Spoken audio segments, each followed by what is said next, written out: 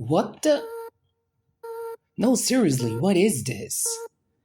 I don't know what to say. I honestly always have something out there to say about anything I play, but this game feels like it was tailor made to break me and leave me speechless. Because really, what is humanity? Well, humanity is insanity.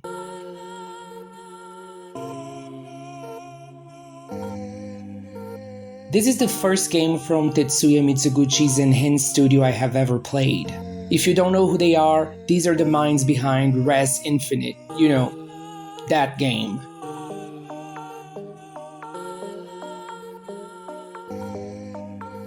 And they also did Tetris Effect, which, again, looks like this.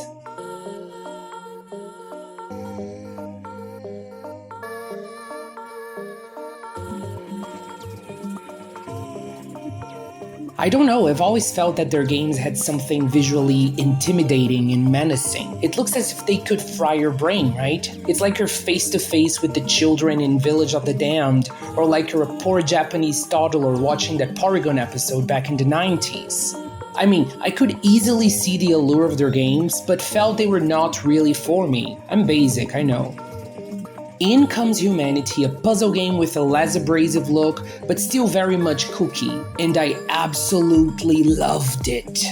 In it, you play as this Shiba Inu tasked by the gods with aiding humanity into the light. But of course, things aren't always that simple, so you're gonna have to use your commands to help them not fall off a cliff, jump, climb, swim, and other increasingly more complex and ridiculous tasks that I don't want to spoil. You just have to know that, like any good puzzle or match 3 game, humanity will every once in a while add new elements and new commands to the mix, elevating the complexity of the puzzle solving and even adding elements of other genres altogether, like stealth and a little bit of tower defense, for instance.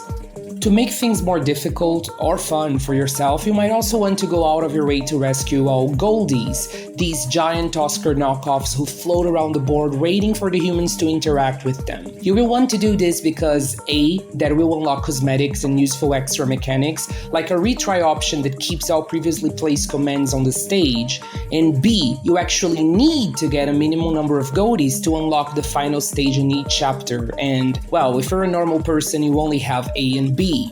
But if you are a completionist nut job like me, then you have C. You can't control yourself, you know you have to do it and then feel bad when you fail. Yeah, there's no way around that one. Anyway, it feels extremely rewarding to finish a stage after multiple failed attempts, when you finally get to see the tiny humans flow like a single entity exactly how you intended. It's mesmerizing, like you're looking at a lava lamp or something.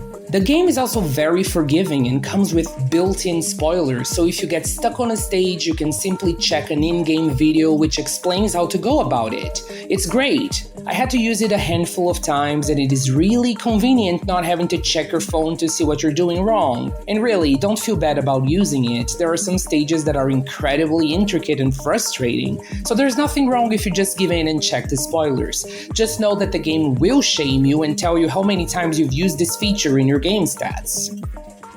Oh, there's also a stage builder for people far more creative than me. To be honest, I did not even touch that whatsoever, but knowing that in the future I'm gonna have a bunch of new levels to play, some good, some bad, some impossible, we know how this goes, is really exciting. This feels like the sort of game you keep installed on your PC or PlayStation indefinitely because you know you're going back to it every once in a while to get a fix. At least I know I'm doing it. And don't think this is just a puzzle game with an absurd premise. There is actually a narrative at play here. I don't want to spoil it because realizing what's happening and what message the devs want to convey is actually part of the fun. Just know that things make a little more sense than you might have expected them to at a glance. What else?